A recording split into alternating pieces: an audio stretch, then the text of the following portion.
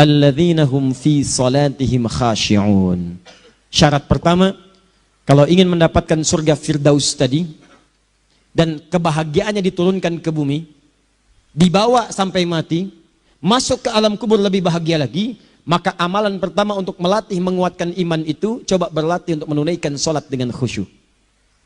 Kalau Anda kerjakan benar sholat ini, maka apa yang Anda dapatkan? Teman-teman ingat betul, saya mau tanya sebentar.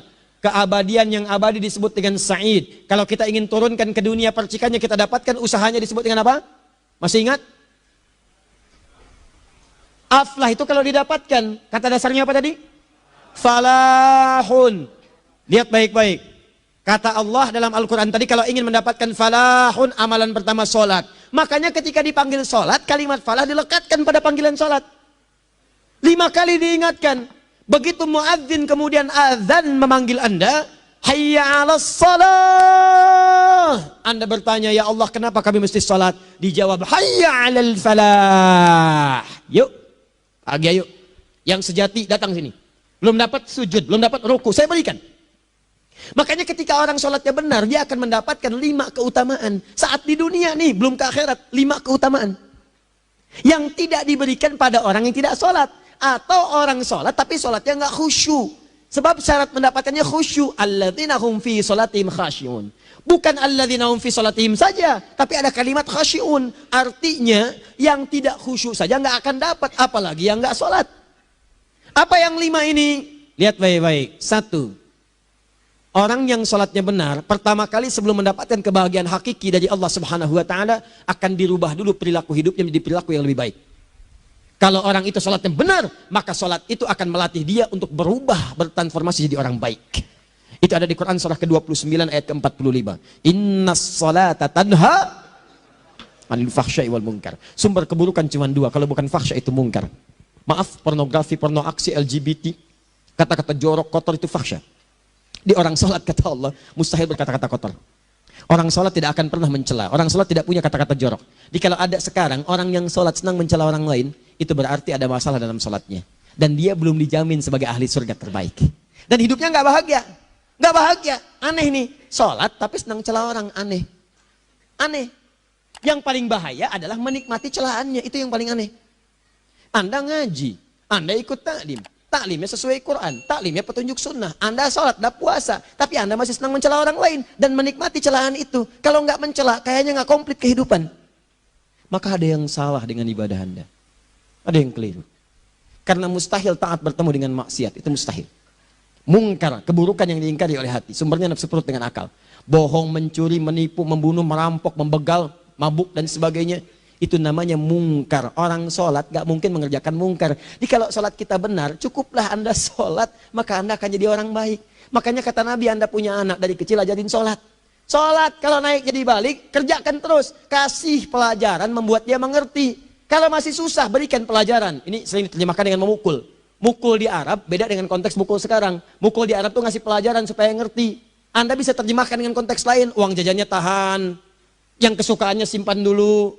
Bisa dengan konteks kekinian. Tapi poinnya, kenapa anak Anda dari kecil ajarin sholat, sampai kenalkan dengan masjid. Ajari 3 tahun bawa ke masjid. Kenalkan dengan masjid. Gak ada masalah lari-lari itu sebelum waktu sholat.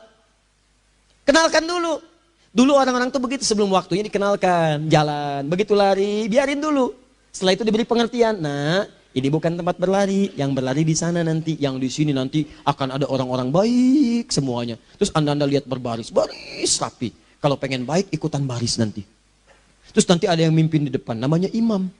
Imam itu siapa ya? Tetangga kita bukan yang Pak Imam, bukan. Kalau tetangga kita namanya Imam S. Arifin. Kalau yang ini imam sholat namanya. Imam sholat itu nanti akan pimpin menyembah Allah. Allah siapa ya? Allah itulah yang memberikan ayah rizki. Allah itu yang memberikan ayah rizki sehingga bisa beli tobot buat kakak. Beli robokar poli. Ini yang poli, ini yang embers, ini yang heli. Ini mulu kakak semuanya tuh. Yang kasih Allah. Nanti kalau kakak bagus bisa ikut rapi di sini. Allah akan senang, akan ditambah lagi oleh Allah. Oh begitu ya. Datang. Begitu caranya. Ini bukannya waktu sholat belum dikenalin tadi bawanya main-main di masjid. Bahkan ada yang agak repot lagi, di rumahnya susah diatur, dibilang, kamu ini susah diatur, main sana ke masjid, disuruh main, ya main di masjid.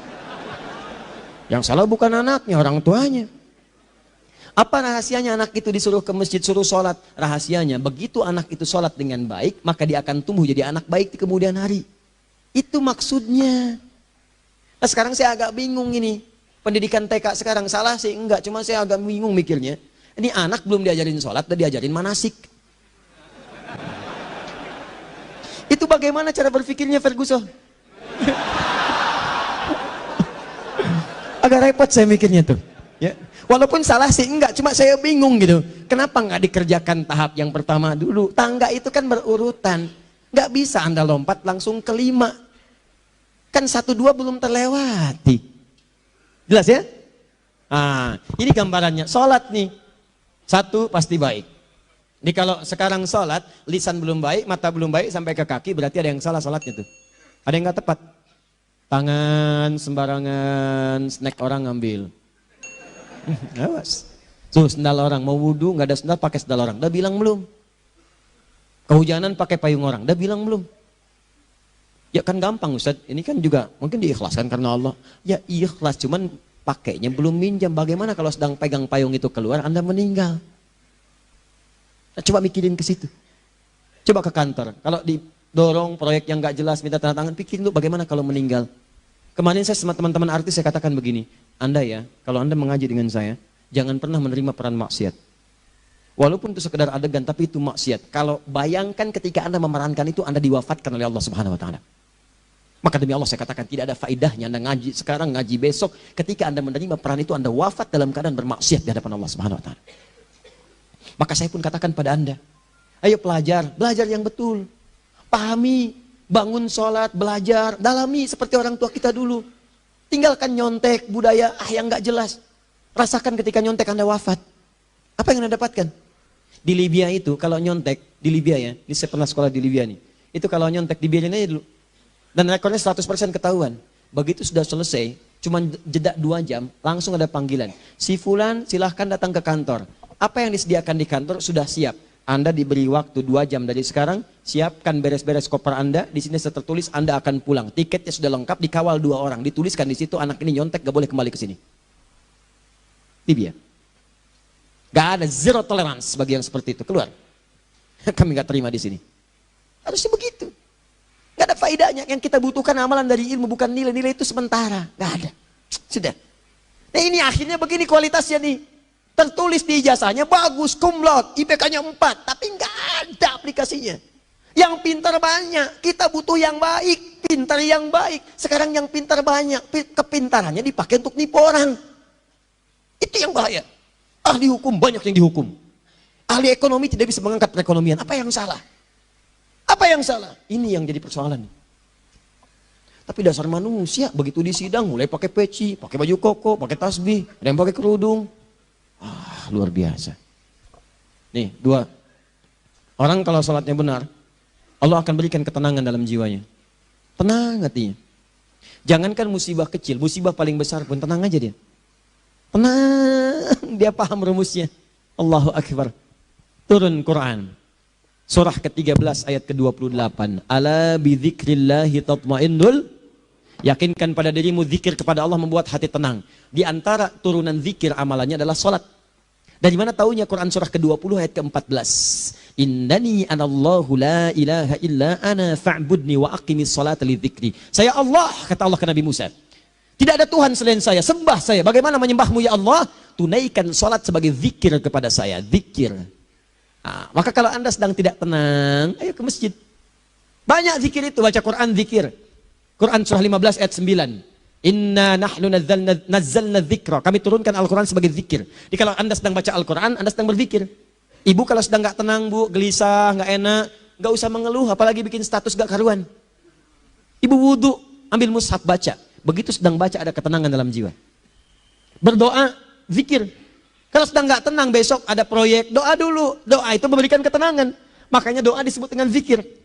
Quran surah ke-7 ayat 205. Wadhkur rabbaka fi nafsika tadarruan wa khifatan wa dunal jahri minal qaul. Ayo berzikir, minta kepada Allah dengan segenap jiwamu, mohon dengan penuh ketawaduan. nanti ketenangan diberikan. Menghafal Quran, baca itu zikir. Quran surah ke-54 ayat 17, 22, 32, 40. Walaqad yassarnal Qur'ana lidzikri fahal mim mudzakir. Menyebut nama Allah, Asmaul Husna itu zikir. Sedang ada persoalan, ya Allah, ya Allah, ya Allah, ya Rahman, ya Rahim, ya Malik, ya Qudus, ya Allah, ya Allah, ya Allah, ya Allah. Zikir.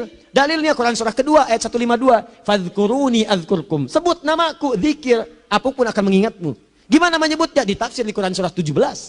Ayat keberapa? 110. Qulid Allah awid Rahman ayyamma tad'u falahul asmaul husna. Sebut nama Allah. Itu menenteramkan pada jiwa. Sedangkan sholat gabungan dari semua zikir tadi. Bukankah dalam sholat Anda baca Al-Quran?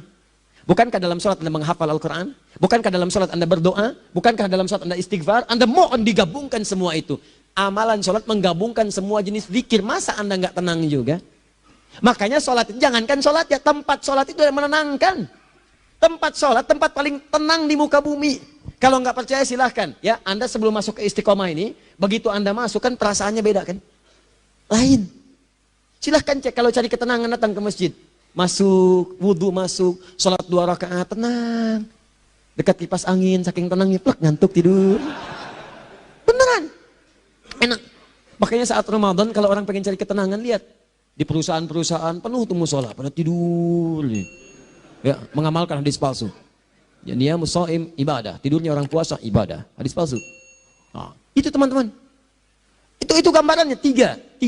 Orang yang salatnya khusyuk benar, itu dijamin langsung oleh Allah Subhanahu wa taala akan dimudahkan semua urusan hidupnya termasuk rezekinya. Ini yang saya katakan. Jadi saya katakan tadi, di akhirat ini, di surga, rezeki tinggal ngambil. Anda kalau benar sholatnya, itu langsung dijanjikan oleh Allah. Rezeki itu nggak perlu Anda banyak pikirkan. Ikhtiar sedikit, datang. Bahkan dari sisi yang tidak Anda duga. Apa dalilnya? Quran surah ke-65 ayat 2 dan 3. Ditafsir di Al-Baqarah ayat 2 dan 3. Wa may yattaqillaha yaj'al lahu makhraja. Ada orang yang meningkatkan takwanya kepada Allah, kami mudahkan urusan hidupnya. Setiap persoalannya diberikan jalan keluar, mudah. Solusi. Setiap ada problematika, ada solusi. Wa yarzuqhu min haitsu la yahtasib. Dan kalau dia ingin mendapatkan rezeki, bahkan kami kirimkan dari sisi yang tidak dia duga. Orang lain capek ini datang lagi, tawaran proyek datang lagi. Utsman tuh Masya Allah, kayanya banyak. Tapi yang paling dirindukan bukan saat mendapatkan peningkatan omsetnya, yaitu saat dia mendapatkan waktu khusus dengan Allah untuk sholat. Malam hari sampai-sampainya sempat sholat tahajud sampai khatam Al-Quran. Abdurrahman bin Auf demikian, Tamim Ad-Dari demikian. Sholat karena tahu sholat itu meningkatkan rizki. Karena tahu kuncinya ada di situ, Allah yang punya rizki. Disebut dengan Razak, pemilik rizki. Maka saya harus punya hubungan dekat dengan Allah. Kalau sudah punya hubungan dekat, mau apa aja gampang. Belum minta, udah diperhatikan. Silahkan cek, Anda punya hubungan baik dengan bos Anda di kantor.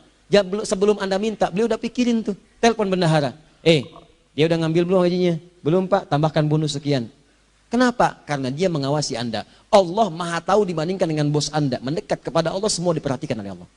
Siapa orang takwa itu? Kalimat takwa pertama di Al-Quran, Al-Baqarah ayat 2. Amalannya ayat 3. Dzalikal kitabu la raiba fihi hudal lil. Siapa mutakin itu? Ayat 3-nya. Alladzina yu'minuna bil ghaib wa yuqimunas shalah. Nih. Gampang. Kalau pengen mudah hidupnya gampang. Biaya nggak mahal, tenaga nggak banyak, tingkatkan takwa. Nih, jadi kalau hidup Anda masih susah, di kantor champion, di rumah tangga bermasalah terus, atau sebaliknya, maka boleh jadi kalau gelar Anda tinggi, harta Anda banyak, tapi selalu punya masalah, bukan Anda kurang hebat, bukan Anda kurang kedudukan, bukan Anda kurang kaya, Anda kurang takwa. Dan yang paling dahsyat, mungkin sholat Anda belum berkualitas. 4. Orang yang sholatnya benar, khusyuk dia, bahkan saat sholat itu kalau dia minta, maka seketika doanya akan dikabulkan. Tanpa diskusi, langsung seketika. Contoh, Quran surah ketiga, ayat 38 sampai 39. Demi Allah saya katakan, Nabi Zakaria punya masalahnya pelik. Sudah berumah tangga, istrinya divonis monofos, maaf bahkan mandul. Gak mungkin punya keturunan. Maka apa yang beliau kerjakan? Secara singkat beliau sholat. Begitu sholat minta kepada Allah. Hunalika da'a Zakaria rabbah. Di mihrab itu beliau bermohon kepada Allah. Bermohonnya sambil sholat. Qala rabbi habli min ladunka dzurriyyatan thayyibah innaka sami'ud du'a. Ya Allah, mereka katakan saya nggak mungkin punya keturunan. Sekarang saya ingin katakan ya Allah, saya hanya minta darimu saja, saya nggak akan dengarkan mereka. Ya Allah, mohon Engkau maha mendengar ya Allah. Maha mendengar doa saya. Kalau kepada yang maha mendengar aja nggak mengabulkan, kepada siapa lagi saya mesti minta? Apa yang terjadi? Fanadatul malaikat wa huwa qa'imun yusalli fil mihrab. Turun malaikat mengabarkan sedangkan beliau masih sholat, belum selesai dalam sholatnya. Sholat khusyuk itu belum selesai sholat aja dikabulkan, doa sudah turun. Sholatnya belum selesai, doa sudah dikabulkan. Annallaha yubashshiruka bi Yahya. Allah kasih kabar gembira. Doa kamu didengar, dikabulkan. Kamu akan punya anak. Namanya langsung dari Allah Yahya. Artinya hidup yang mustahil menurut manusia. Lahir seorang dari rahim perempuan yang menopus dan mandul. Bayi yang hidup, kata Allah nggak ada yang mustahil bagiku. Jadi dan jadi dia. Berita baiknya, Nabi Zakaria sholat dikabulkan. Umat Nabi Muhammad sebelum sholat sudah ditunggu oleh Allah. Mau minta apa? Aku kabulkan sekarang. Hadisnya qudsi. Saya bacakan. Hadatsana qala Rasulullah sallallahu alaihi wasallam qala Allah azza wa jalla qasamtu shalah baini wa baina abdi. Kata Allah, saya bagi dua ya salat antara aku dengan hambaku. Wali abdi ma sa'ala. Kalau hambaku benar salatnya, aku berikan apapun yang dia minta sekarang. Idza qala al-abdu alhamdulillahi rabbil alamin. Bagian pertama, kalau hamba benar membaca Al-Fatihahnya dari alhamdulillahi rabbil alamin, kalau Allah azza wa jalla dijawab oleh Allah, hamadani abdi, hambaku sedang memujiku. Wa idza qala ar-rahmanir rahim, jika hambaku berkata ar-rahmanir rahim, kalau Allah azza wa jalla asna alayya abdi, hambaku sedang menyanjungku. Wa idza qala maliki yaumiddin, kalau Allah azza wa jalla majjadani abdi, kalau hambaku mengatakan maliki yaumiddin, kata Allah hambaku sedang mengagungkanku. Perhatikan sekarang. Wa idza qala al-abdu iyyaka na'budu wa iyyaka nasta'in. Jika hambaku berkata sekarang, ya Allah, kami sekarang ibadah, sholat menyembahmu. Dan kami sekarang sedang punya masalah, kami hanya minta tolong kepadamu, ya Rabb. Apa jawabannya? Beda dengan sebelumnya. Kata Allah, hadza baini wa baina abdi. Inilah perjanjian antara aku dengan hambaku. Wali abdi, kalau hambaku benar khusyuk sholatnya sampai detik ini, baru sampai Al-Fatihah itu pun belum tuntas. Baru sampai Al-Fatihah itu pun belum tuntas. Kalau benar bacaannya, betul sholatnya dari takbir sampai dengan selesainya, sampai ayat itu, iyyaka na'budu wa iyyaka nasta'in, kata Allah, masalah apapun yang dia minta sekarang, aku akan kabulkan. Besok saya kasih rahasia. Yuk, yang di KBP. Ada awal pembuka di awal sebelum Al-Fatihah yang kalau Anda benar bacanya, itu pengantar kepada pengabulan doa di Al-Fatihah. Apa itu? Besok. 5. Yang kelima ini yang paling diharapkan. Dan ini penutup dalam kajian kita malam ini. Teman-teman sekalian, perhatikan baik-baik. Jika Anda benar mengerjakannya, maka Allah akan jamin langsung Anda akan mendapatkan kesuksesan dan kebahagiaan di semua aktivitas Anda. Kalau jadi suami, suami yang sukses, rumah tangga yang bahagia. Kalau jadi pegawai, pegawai yang sukses, dan di kantor bahagia. Masih ingat? Kesuksesan yang menghadirkan kebahagiaan, konteksnya dunia disebut dengan falah. Dipegang disebut dengan aflah. Dikembalikan lagi ke atas. Ke surah ke-23 ayat 1 dan 2. Qad aflahal mu'minun. Apa amalannya? Alladzina hum fi salatihim khashi'un. Persoalannya, kalau Anda salat belum mendapatkan satu di antara 5 ini, apa masalahnya? Pertama masalahnya, kata Al-Quran, boleh jadi yang salat itu belum khusyuk. Apa itu khusyuk? 2 maknanya, dan saya tutup di sini. Apa yang 2 itu? 1, kebanyakan orang salat masih membawa dunia dalam salatnya. Makanya kalau pengen khusyuk, kata Allah, maka Anda rasakan akan bertemu Allah. Rumusnya Quran surah kedua ayat 45 sampai 46. Rasakan secara singkat, mungkin itu sholat terakhir yang Anda akan kerjakan dalam kehidupan. Mungkin di sholat itu Anda wafat. Kata Allah, alladzina yadhunnuna annahum mulaqu rabbihim. Orang khusyuk itu sudah kelihatan dari sebelum sholat, dia sudah merasa persiapan menghadap Allah. Persiapan ke manusia aja, dia sudah siap-siap, mandi dulu, ganti pakaian, pakai parfum, macam-macam dan sebagainya. Hanya memenuhi undangan manusia. Allah mengundang Anda 5 kali dalam sehari. Ya maaf, mengabulkan doa Anda, mencukupkan kebutuhan, menyembuhkan kalau sakit. Disiapkan Anda. Harusnya apa? Penampilan sempurna. Kata Quran, orang khusyuk itu kelihatan sebelum sholat. Pakaiannya kelihatan. Quran surah 7 ayat 31. Ya bani Adam khudhu zinatakum inda kulli masjid. Hai anak cucu Adam, kalau tiba panggilan dari masjid, kenakan pakaian terbaikmu. Di anak cucu Adam tuh kelihatan. Kalau orang khusyuk, begitu azan kelihatan pakaiannya lain. Pakaiannya indah. Khudhu zinatakum, kenakan pakaian terbaikmu. Dipakai, bertemu Allah. Bertemu manusia aja pakaian bagus-bagus. Ini aneh ya, ada orang salah ibadah aja. Orang salah ibadah pakaiannya bagus-bagus. Lihat nih hari-hari tertentu, besok tuh. Orang mau ke tempat masing-masing tuh. Ada yang pakai jas, pakai dasi, pakai batik, pakai kebaya. Anaknya dibawa, dikuncir 2, bawa manisan, macam-macam. Mau salah ibadah aja, tampilan bagus. Masa antum yang benar ibadahnya nggak bagus? Bedakan. Pakaian futsal, pakaian sholat, ganti dengan yang sholat. Ini gimana pakaian sholat pakai pakaian futsal? Depannya gambar Messi, belakang Ronaldo. Ah, repot. Malaikatnya juga bilang, kamu salah baju, harusnya Luka Modric.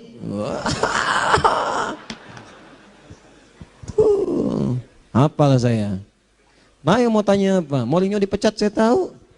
Lagi nganggur sekarang, ditawarin Benfica dia nggak terima. Sekarang jadi dia komentator di BeIN Sport. Nanti sebentar lagi dia akan komentar di laga Saudi dengan Qatar dan komentar laga Arsenal dengan Ipswich. Digantikan oleh Solskjaer. Dia super sub dulu. Ya, super sub. Ya, the baby assassin, ya pembunuh yang berwajah baby face. Masuk di akhir-akhir, gol. Sekarang melatih dia, 5 kali kemenangan, belum kalah sama sekali. Saya hafal itu. Tapi masih di urutan ke-6, tapi jaraknya ke yang ke-4 itu tinggal 3 poin lagi. Hafal saya, Liverpool tahu, cuma 4 poin sekarang bedanya, kemarin 7 kalah 2-1 sama Manchester City. Walaupun banyak analisis yang menyebutkan, mungkin itu diberikan saja gitu kan, karena ada yang lain-lain. Hafal kedua Manchester City, hafal saya. Ayo mau tanya apa lagi, Tottenham Hotspur ke bawahnya, ada Chelsea, ada Arsenal, baru kemudian Manchester United. Liga Italia, wah udah gak kekejar Juventus, ya apa lagi, dan seterusnya lah, nggak ada ujungnya bahas yang begituan. Jelas ya? Maksud saya, Anda tanya itu saya jawab, tapi tidak menghilangkan ibadah kita yang lain. Dan apa ruginya? Ya tahajud dah. Apa yang bisa dikerjakan besok, lihat besok. Ya kan tahajud kan yang bisa besok. Ada orang tahajud jam 10 pagi? Gak ada. Lebih baik Anda kerjakan malam tahajud. Yang tidak bisa dilihat malam, bisa dilihat besok. Cara berpikirnya bagaimana kalau besok meninggal? Gak kesampaian teman-teman sekalian. Gak kesampaian.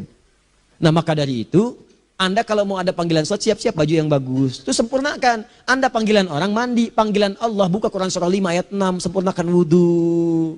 Ya ayyuhalladzina amanu idza qumtum ila shalah faghsilu wujuhakum. Wudhu yang baik. Berpakaian yang rapi. Kenapa? Karena boleh jadi saat dipanggil Anda wafat saat itu. Maka wafatlah Anda dalam keadaan yang suci, dengan keadaan tobat, dengan pakaian terindah pada saat itu. Yang kedua, maaf, orang-orang kurang khusyuk itu saya tutup. Yang kedua itu karena kebanyakan orang sholat tidak paham, tidak mengerti apa yang dibaca dan dilakukan dalam sholatnya. Jujur pada diri sendiri, jawab pada diri Anda. Sampai sekarang Anda sholat, berapa persen bacaan sholat yang Anda pahami? Jangan-jangan selama ini Anda sholat ribuan kali sujud, ribuan kali ruku. Nggak ada yang paham yang dibaca. Sekian persen yang paham, bagaimana sholat Anda bisa khusyuk. Pekerjaan Anda dipahami, urusan akhirat Anda nggak dipahami. Di mana cara berpikirnya? Aku yang bagaimana atau engkau yang harus bagaimana? Ya, coba berubah. Nah ini baru satu amalan, belum yang lainnya. Ada 5 amalan lagi. Yang kalau kita bisa turunkan itu, selain sholat yang khusyuk, maka jaminan tadi akan datang. Baru sholat khusyuk aja 5 datang. Apalagi ditambah dengan 5 amalan lainnya lagi. Demi Allah saya katakan, dunia kecil sekali, gak ada nilainya. Akhirat aja enak. Nikmat.